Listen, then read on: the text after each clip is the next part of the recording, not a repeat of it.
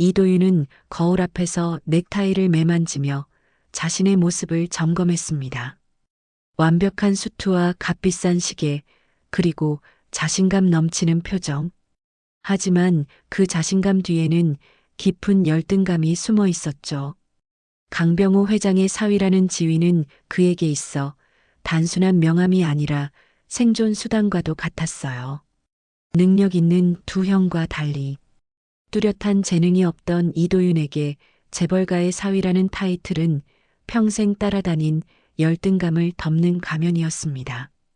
오늘 주주들 몇 명 더 만나볼 거니까 10시까지 차 대기시켜. 이도윤은 비서에게 말했어요.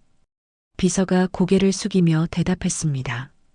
죄송합니다만 오늘부터 새로운 운전기사가 배정되었습니다. 회장님 지시라고 하네요. 이도윤의 얼굴이 살짝 굳었습니다.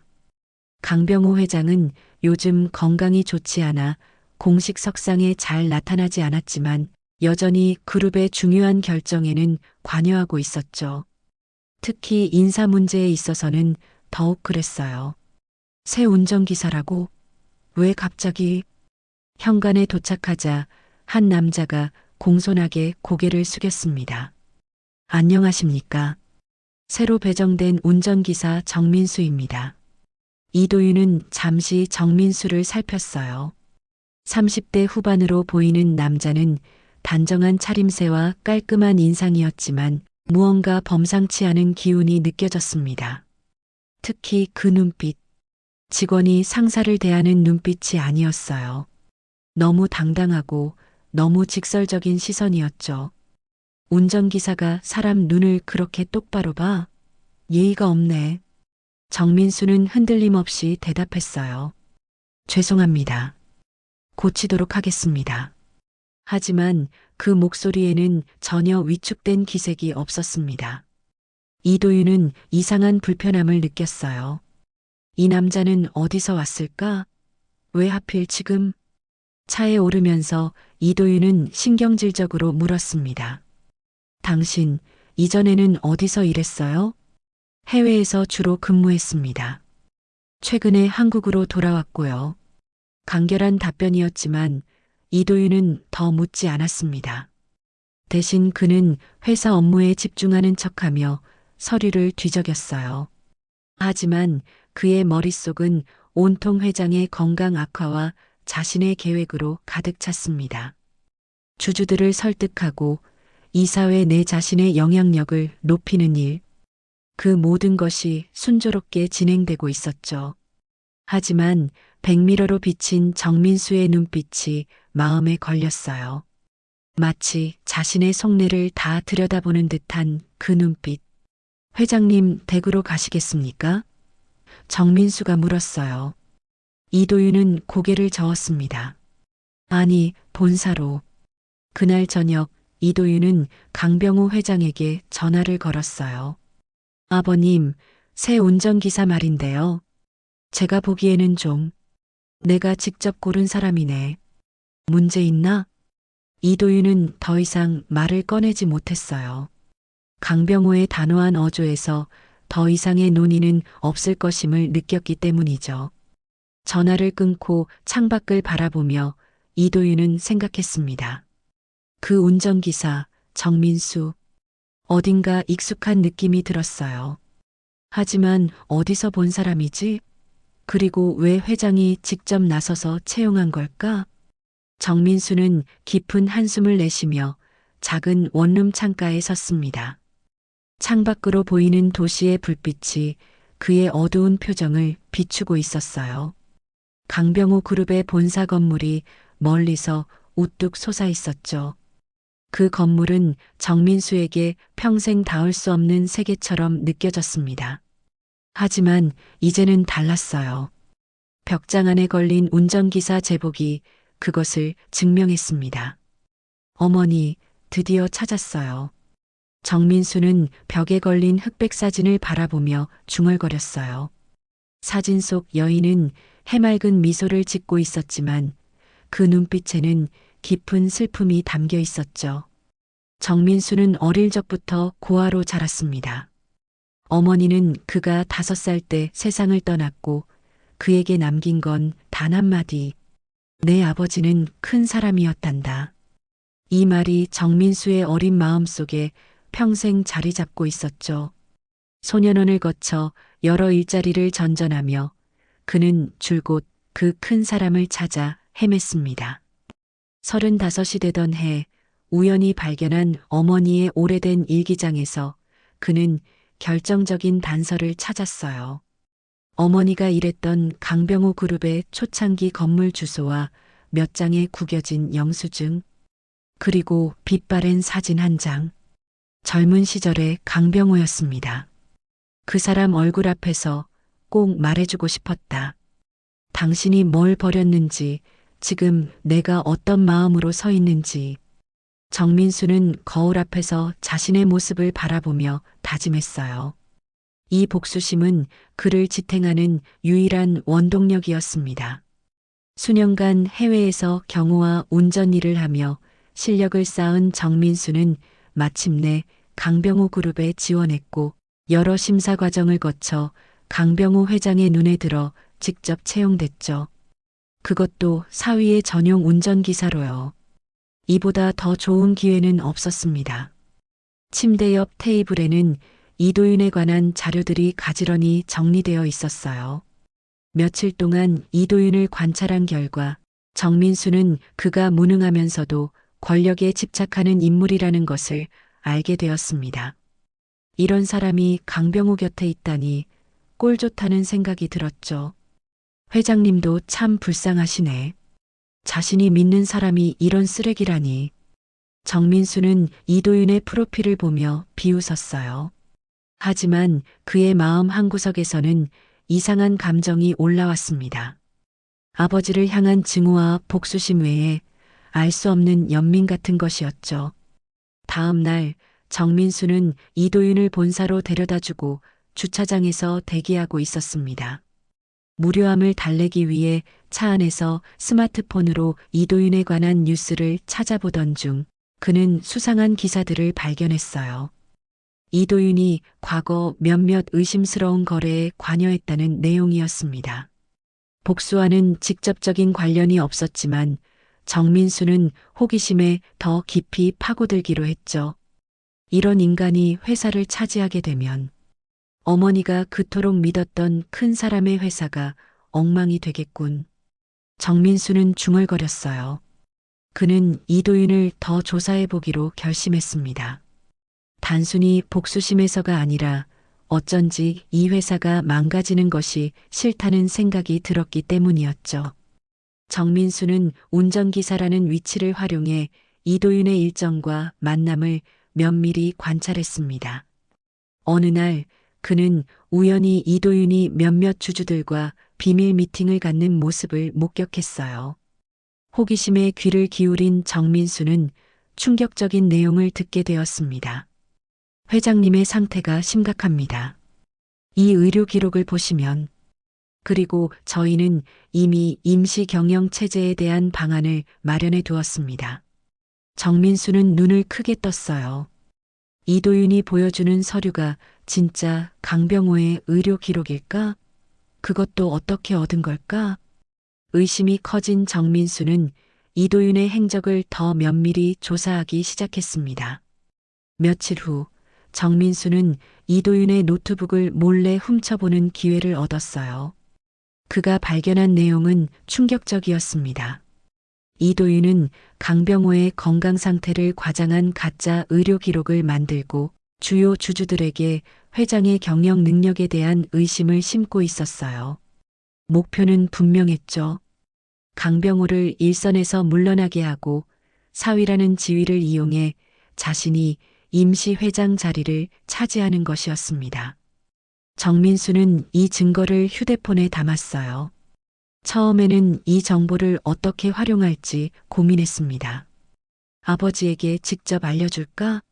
아니면 이 기회에 아예 강병호 그룹 전체가 흔들리게 할까? 그날 밤 정민수는 강병호가 병원에서 검진을 받는 모습을 멀리서 지켜보았습니다. 휠체어에 앉아 피곤한 모습으로 검사를 받는 노인의 모습이 왠지 모르게 마음을 불편하게 했어요. 그의 복수심은 여전했지만 어쩐지 강병호를 직접적으로 해치고 싶다는 생각은 점점 흐려지고 있었습니다. 대체 왜 이러지? 난 분명 복수하러 온 거야. 정민수는 자신의 마음 변화에 혼란스러웠어요. 정민수는 차 안에서 이도윤을 기다리며 깊은 생각에 잠겼습니다. 며칠 동안 이도윤의 차를 운전하면서 그는 사위의 수상한 행동들을 목격하고 있었어요. 복수를 위해 온 것이었지만 이도윤의 비열함을 보면서 정민수의 마음속에는 새로운 감정이 싹트고 있었습니다. 오늘 아침 이도윤은 강병호 회장의 자택을 방문했어요. 정민수는 차 안에서 대기하라는 지시를 받고 기다리는 중이었죠.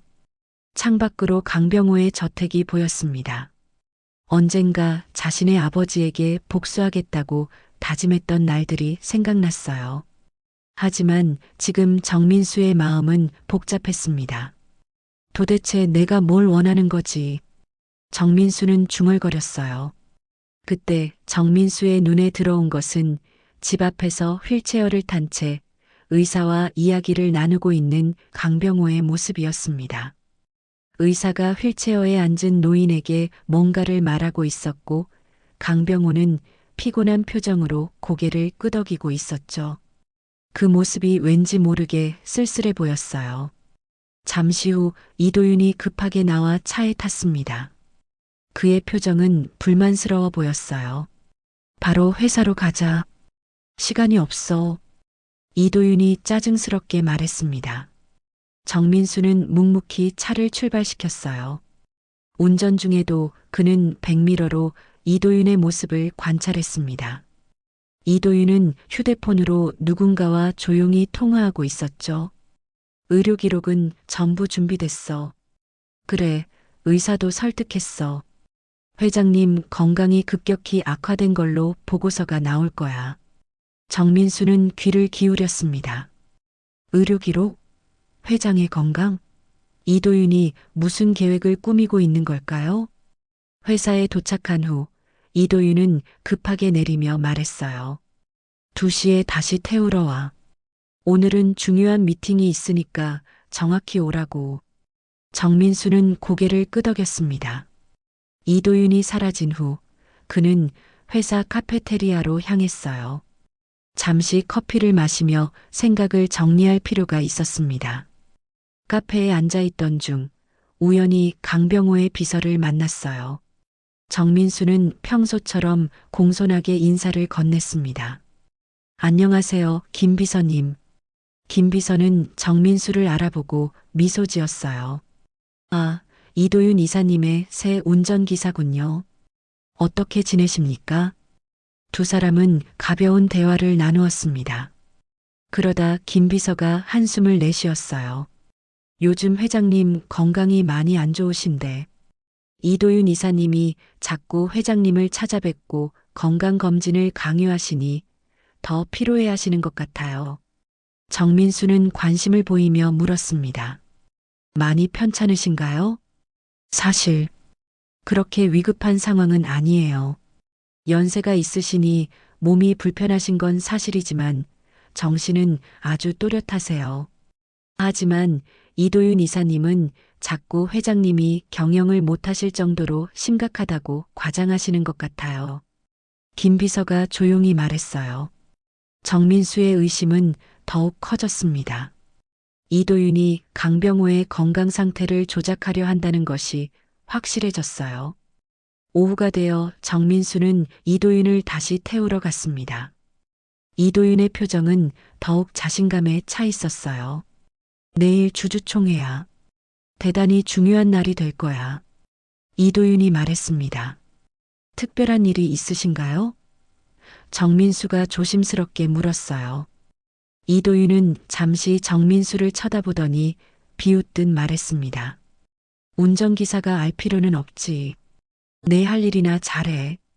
그 말에 정민수는 묵묵히 고개를 끄덕였지만 속으로는 분노가 일었어요. 평소 같았으면 그래, 이런 인간이 망해야 해라고 생각했을 텐데 이번에는 다른 감정이 함께 솟구쳤습니다. 강병호를 향한 이상한 보호 본능 같은 것이었죠. 그날 밤 정민수는 얻은 정보를 바탕으로 이도윤의 계획을 더 자세히 조사했습니다. 그가 발견한 것은 충격적이었어요. 이도윤은 강병호의 건강 상태를 조작한 의료 기록을 만들고 이를 주주총회에서 발표해 강병호를 경영해서 몰아내려는 계획을 세우고 있었습니다. 그리고 사위라는 지위를 이용해 임시 회장 자리를 차지하려 했죠. 이런 비열한 정민수는 분노를 참을 수 없었어요. 그는 오랫동안 고민했습니다. 이대로 두고 강병호가 무너지는 모습을 지켜볼 것인가, 아니면 개입할 것인가.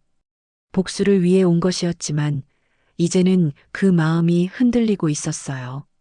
강병호를 직접 만난 적은 없었지만 그에 대한 이야기를 들을수록 정민수는 자신이 알던 버린 아버지의 이미지와 달라 보였습니다.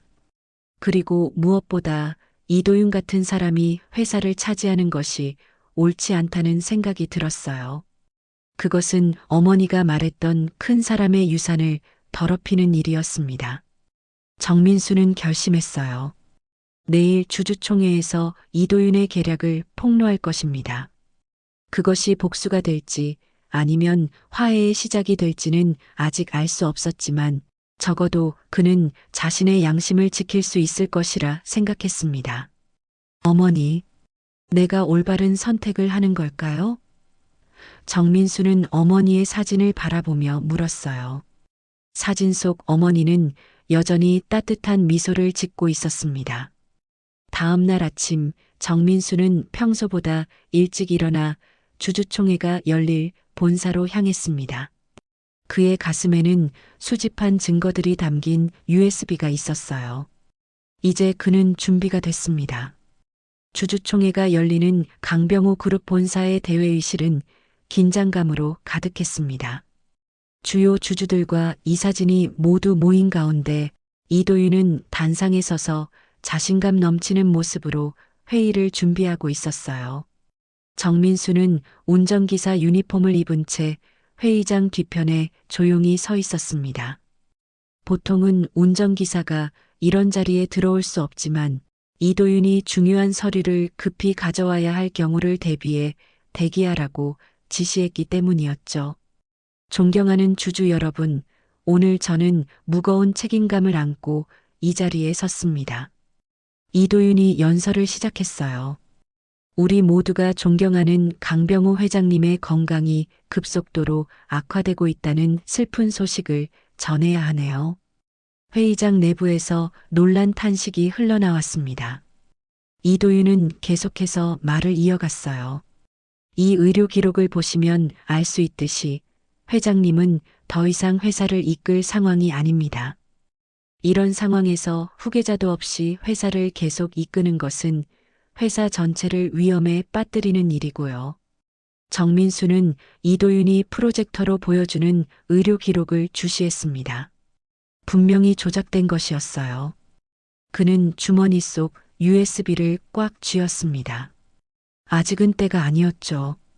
따라서 저는 이사회와 주주 여러분께 제안드립니다. 회장님께서 건강을 회복하실 때까지 임시로 제가 회장 직무를 대행하는 것이 회사의 안정을 위해 최선이라고 생각합니다. 회의장의 웅성거림이 커졌어요. 몇몇 주주들은 고개를 끄덕이며 동의하는 듯했고 일부는 의심스러운 눈빛으로 서로를 바라보았습니다. 이도윤 이사님, 회장님은 오늘 참석하지 않으시나요? 한 주주가 질문했어요. 이도윤은 안타까운 표정을 지으며 대답했습니다. 회장님은 지금 병원에 계십니다. 의사 선생님들의 권고로 오늘 회의에 참석하지 못하셨습니다. 그 순간 회의장 뒷문이 열리고 휠체어를 탄 강병호가 들어왔어요. 그의 옆에는 비서가 함께였습니다. 모든 시선이 그쪽으로 향했죠. 아버님. 이도윤은 당황한 기색이 역력했어요. 병원에 계신 줄 알았는데. 강병호는 힘겹게 휠체어를 밀며 앞으로 나아갔습니다. 병원에서 일찍 퇴원했네. 내 회사의 중요한 결정에 참여해야 한다고 생각했거든. 회의장의 분위기가 순식간에 바뀌었어요. 주주들은 강병호를 보며 의아한 표정을 지었습니다.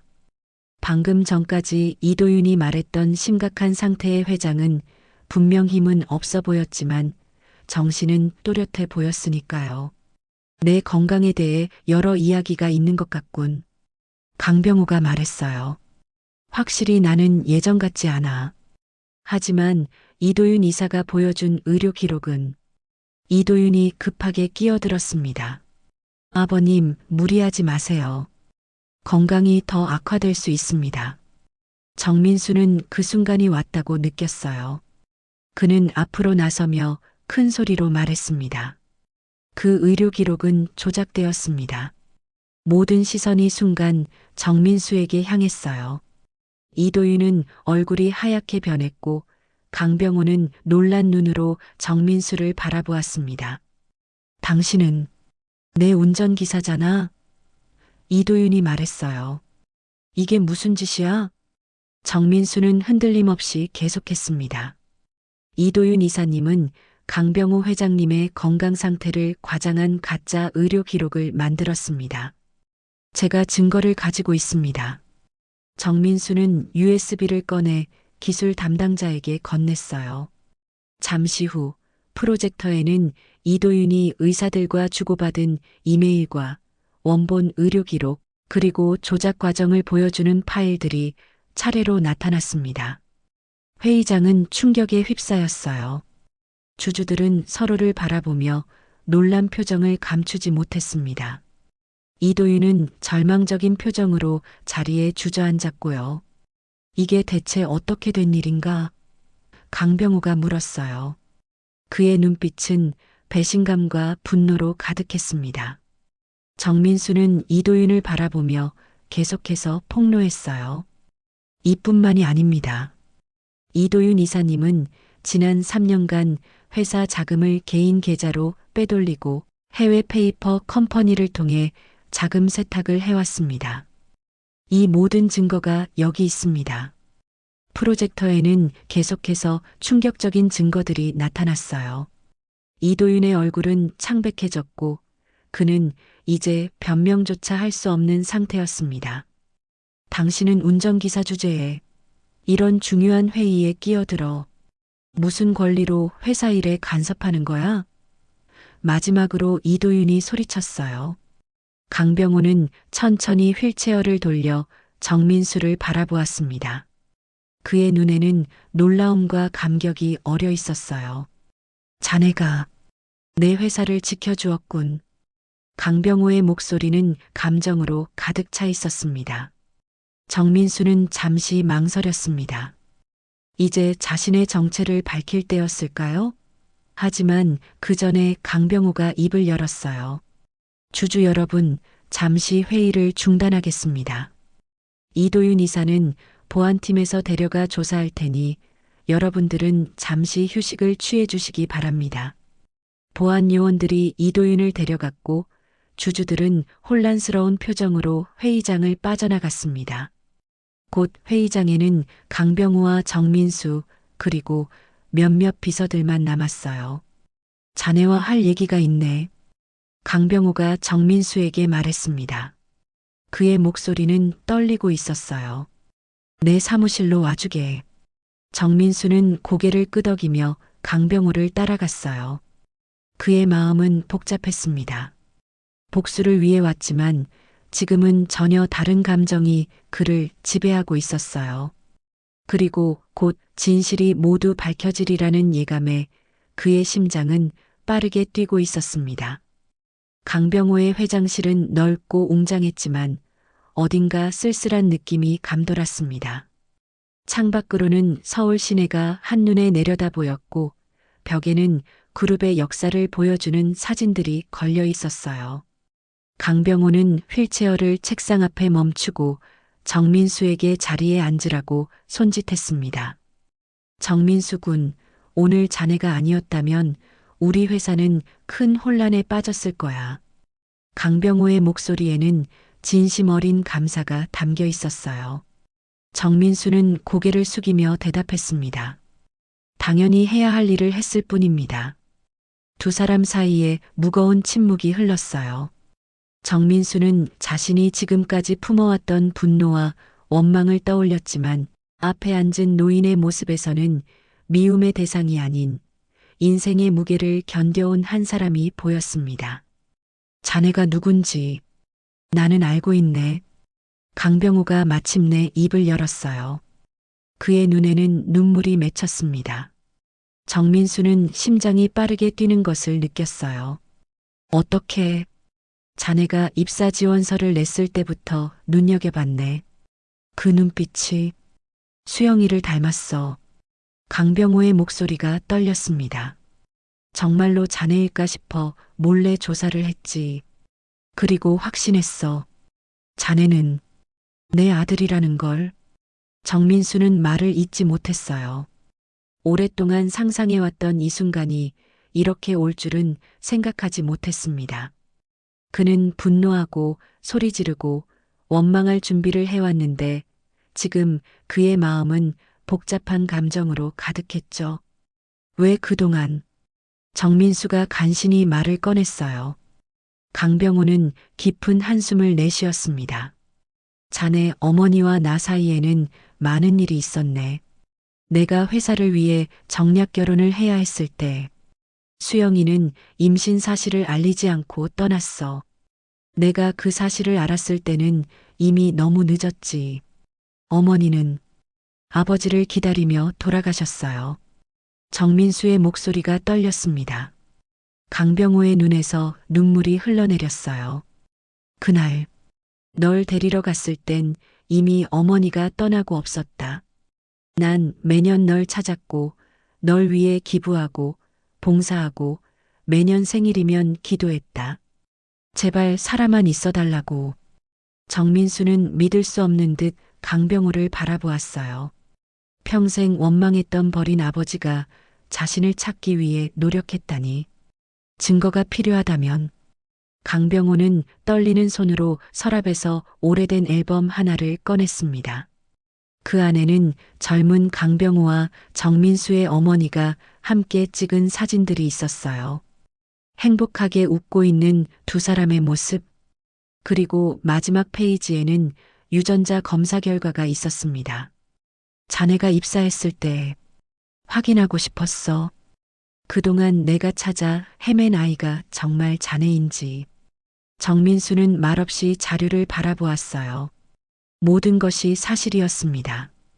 그의 복수심은 점점 녹아내리고 대신 복잡한 감정이 솟구쳤죠.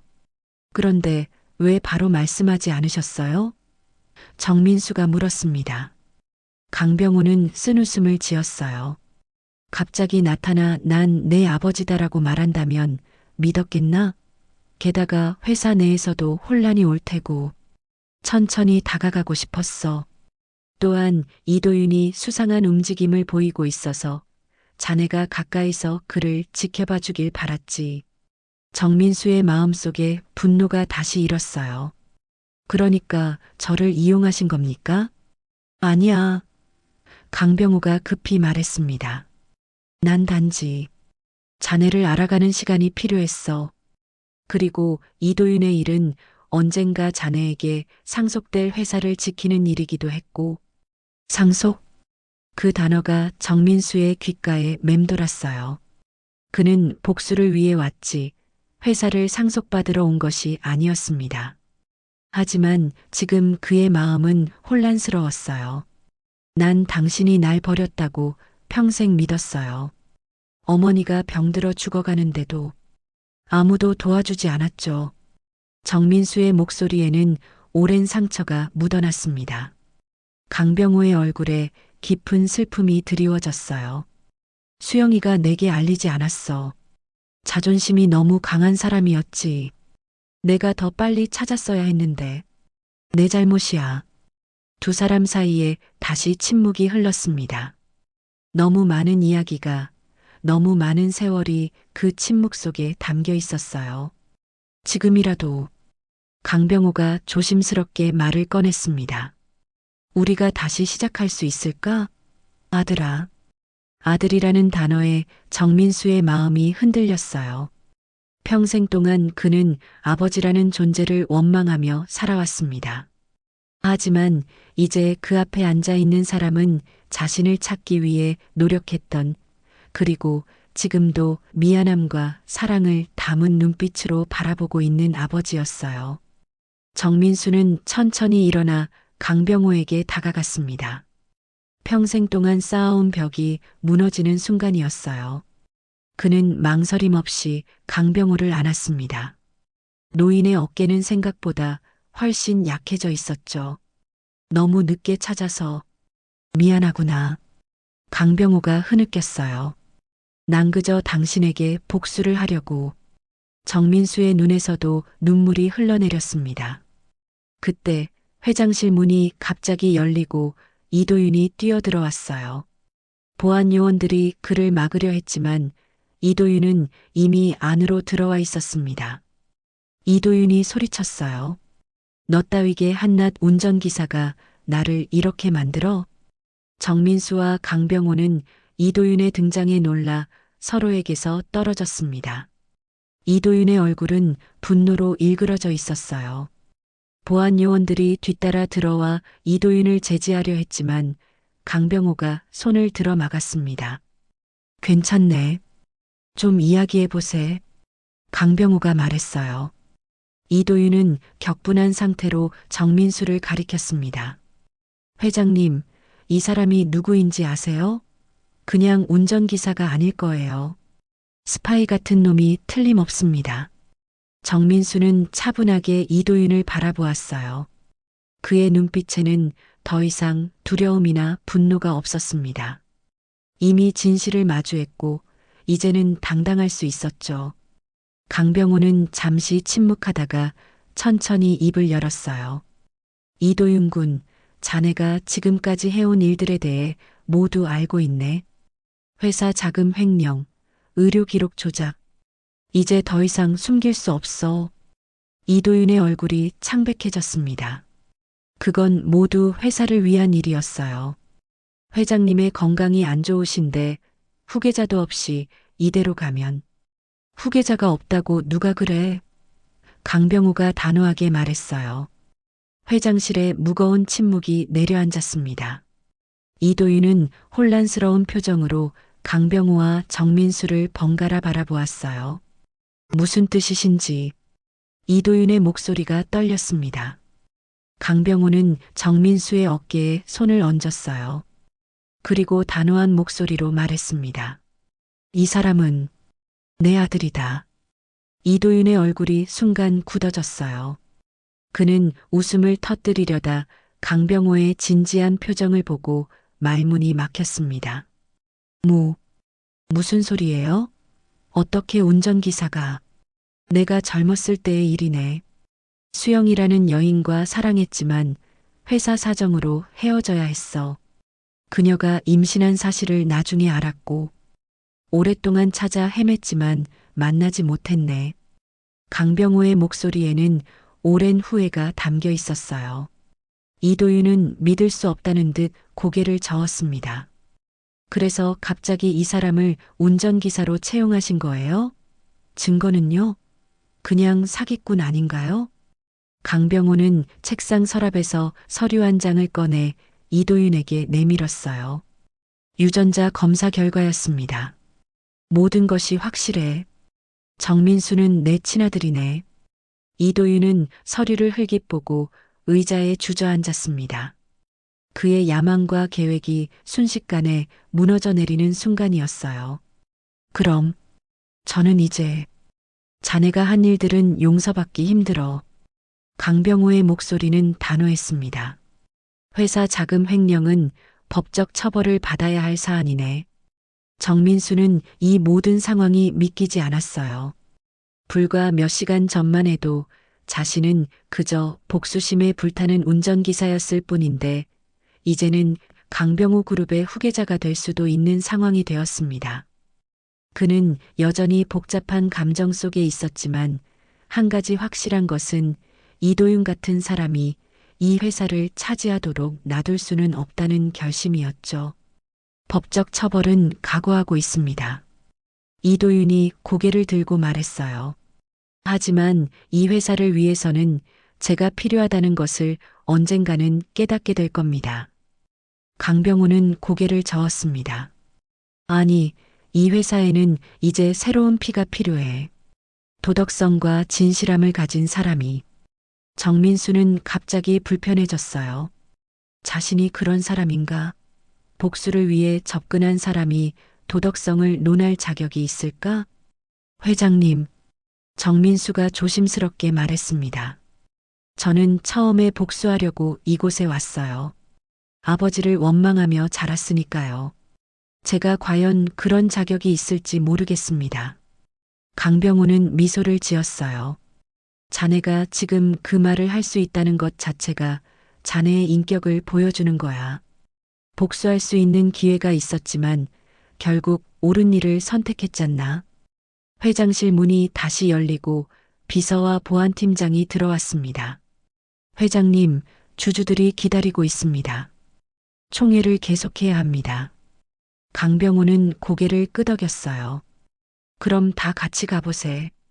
이도윤은 보안 요원들의 감시하에 다시 회의장으로 돌아갔고 강병호와 정민수는 뒤를 따랐습니다. 회의장에 들어서자 모든 주주들의 시선이 그들에게 쏠렸어요. 강병호는 단상으로 올라가 마이크 앞에 섰습니다. 그의 표정은 비록 지쳐 있었지만 눈빛만은 단호했어요. 존경하는 주주 여러분, 오늘 우리는 예상치 못한 상황을 맞이했습니다. 이도윤 이사의 비리가 밝혀졌고 이에 대한 적절한 법적 조치가 취해질 것입니다. 회의장이 웅성거렸습니다. 강병호는 잠시 숨을 고르고 계속했어요. 그리고 여러분께 중요한 발표가 있습니다. 오늘 이 자리에 있는 정민수 씨는 강병호는 잠시 정민수를 바라보며 미소 지었습니다. 제 아들입니다. 회의장이 순간 얼어붙었다가 곧 폭발적인 소음으로 가득 찼어요. 놀란 주주들은 서로를 바라보며 충격적인 소식을 받아들이지 못했습니다. 증거는 모두 갖추어져 있습니다. 유전자 검사 결과와 모든 법적 절차를 마쳤습니다. 정민수는 나의 적법한 아들이며 앞으로 우리 그룹의 미래를 함께 이끌어갈 것입니다. 정민수는 그 자리에 서서 자신의 인생이 완전히 바뀌는 순간을 경험하고 있었어요. 그는 강병호를 바라보았고 처음으로 아버지라는 존재에 대한 따뜻함을 느꼈습니다. 회의장을 가득 채운 웅성거림이 서서히 잦아들었습니다. 주주들은 이제 호기심 어린 눈빛으로 정민수를 바라보고 있었어요. 갑작스러운 후계자의 등장은 충격적이었지만 동시에 무능하고 부패한 이도윤보다는 신선한 바람이 될 수도 있다는 기대감도 느껴졌습니다. 강병호는 회의를 계속 진행했어요. 오늘 주주총회의 본래 목적은 경영진 개편에 관한 논의였습니다. 이도윤 이사의 문제로 인해 더욱 시급한 사안이 되었고요. 저는 당분간 회장직을 유지하면서 정민수가 점진적으로 경영에 참여할 수 있도록 할 계획입니다. 한 주주가 손을 들고 질문했습니다. 회장님, 정민수 씨는 경영 경험이 전혀 없지 않습니까?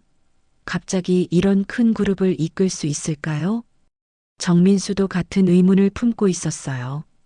그는 평생 여러 직업을 전전하며 살아왔지만 대기업 경영은 전혀 다른 세계였습니다. 강병호가 미소를 지으며 대답했어요. 좋은 질문입니다. 정민수는 해외에서 다양한 경험을 쌓았고 무엇보다 사람을 볼 줄 아는 눈을 가지고 있습니다. 이도윤의 계략을 알아채고 회사를 구한 것이 그 증거죠. 물론 바로 경영을 맡기지는 않을 겁니다. 충분한 준비 기간을 거칠 예정입니다. 회의는 이후 조용히 진행되었고 강병호는 임시 경영 체제와 이도윤에 대한 법적 조치에 관한 안건을 통과시켰습니다. 이도윤은 경찰에 인계되었고 정민수는 아직도 현실감이 없는 표정으로 모든 상황을 지켜보고 있었어요. 회의가 끝난 후 정민수는 강병호의 사무실로 다시 돌아왔습니다. 둘만 남게 되자 정민수는 머릿속에 가득한 질문들을 쏟아냈어요. 이제 어떻게 되는 건가요? 저는 이런 준비가 전혀 안 되어 있어요. 운전기사였다가 하루아침에 재벌 그룹 후계자라니. 강병호는 따뜻한 미소를 지었습니다. 조급해할 필요 없어. 천천히 배워가면 돼. 내가 옆에서 도울 테니까. 하지만 주주들이 저를 인정할까요? 이도윤과는 달리 저는 그들과 어떤 연줄도 없는데요.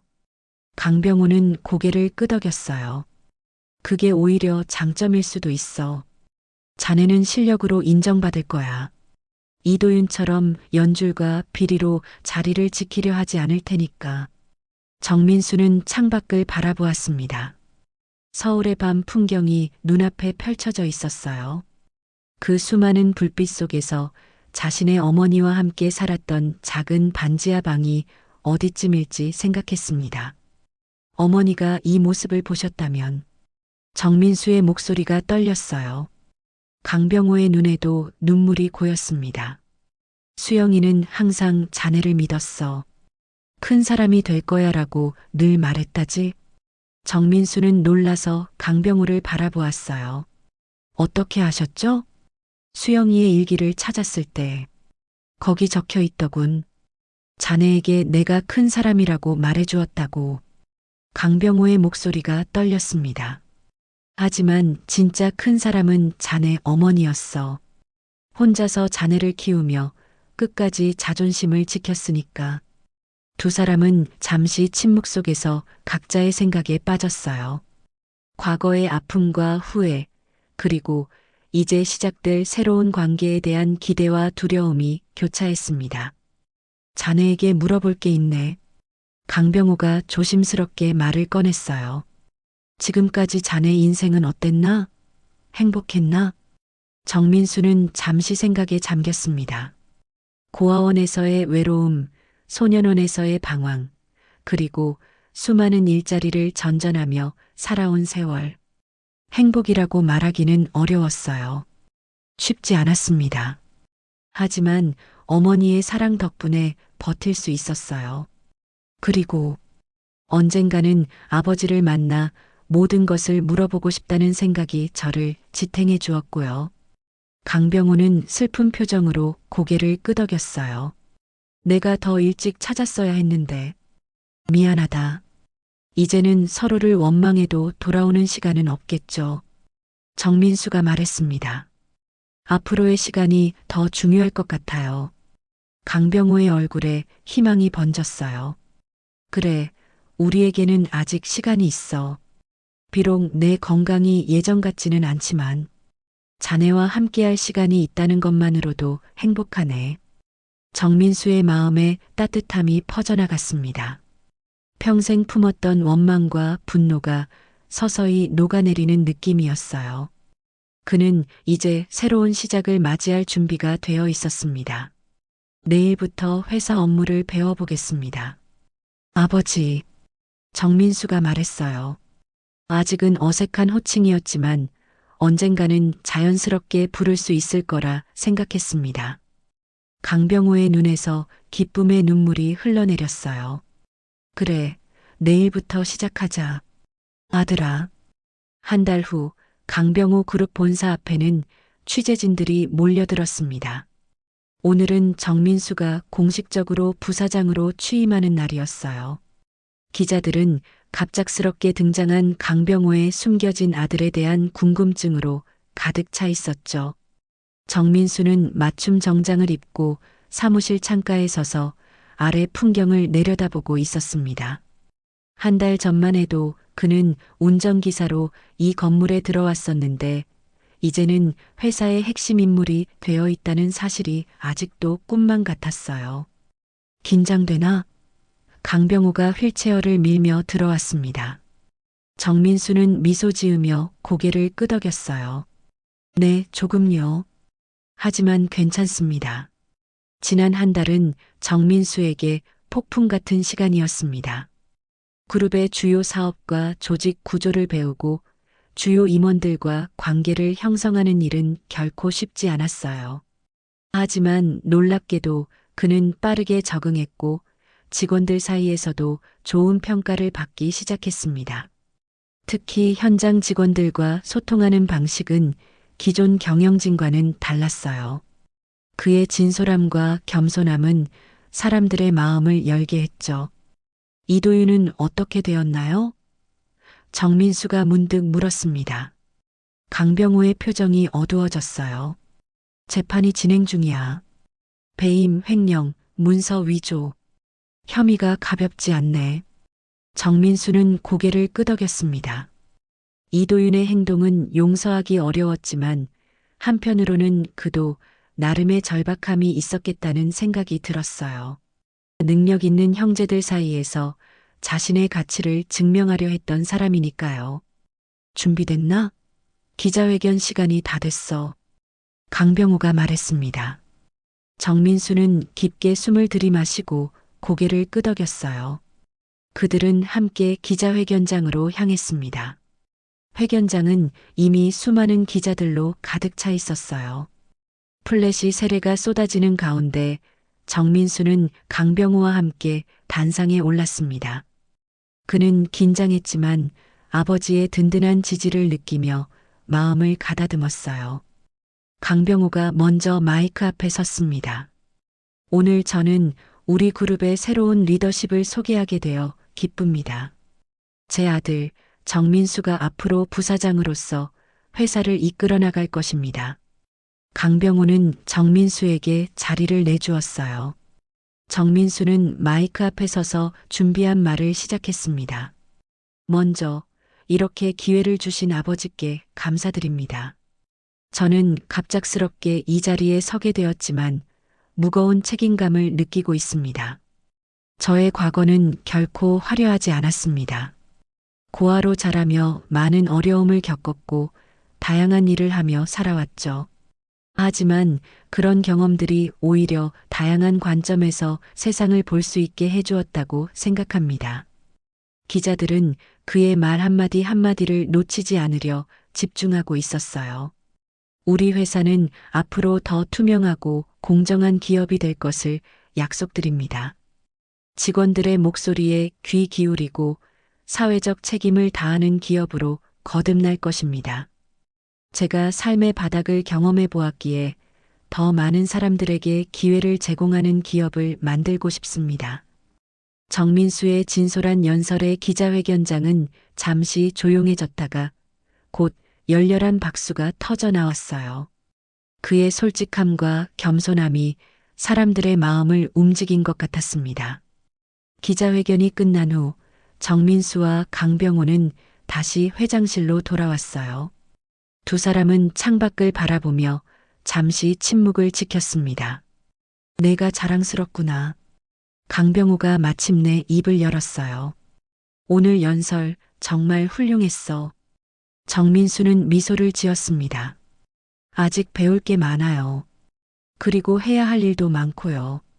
그래, 하지만 민수 너라면 잘 해낼 거야. 강병호의 눈에는 확신이 담겨 있었어요. 내 어머니도 분명 자랑스러워 하실 거야. 정민수는 고개를 끄덕였습니다. 어머니가 생각나자 가슴 한구석이 아려왔지만 동시에 따뜻함도 느껴졌어요. 어머니가 말씀하셨던 큰 사람의 의미를 이제야 진정으로 이해할 수 있을 것 같았습니다. 그것은 단순히 성공하거나 부자가 되는 것이 아니라 올바른 가치를 지키며 살아가는 것이었죠. 이제 운전석이 아닌 다른 자리에 앉게 되었네요. 정민수가 말했어요. 강병호는 웃으며 대답했습니다. 하지만 자네의 시선은 여전히 앞을 향해 있겠지. 그게 중요한 거야. 창밖으로는 서울의 풍경이 펼쳐져 있었습니다. 수많은 건물들과 그 안에서 일하는 사람들, 그리고 이제는 정민수가 책임져야 할 직원들의 삶이 거기 있었어요.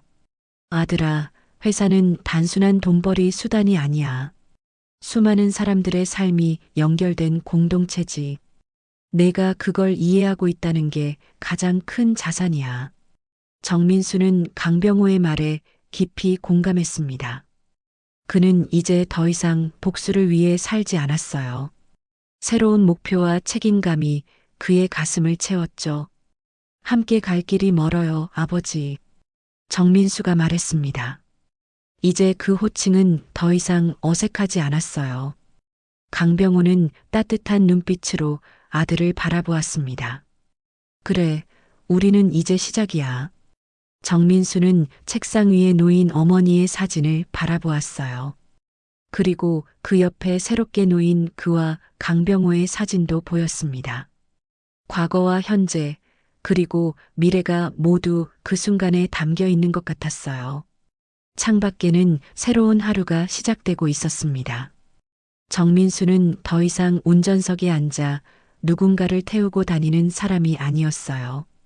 이제 그는 자신의 인생을 직접 운전하며 많은 사람들과 함께 길을 나아갈 준비가 되어 있었습니다. 어머니가 말씀하셨던 큰 사람이 되기 위한 진정한 여정이 이제야 시작된 것이죠.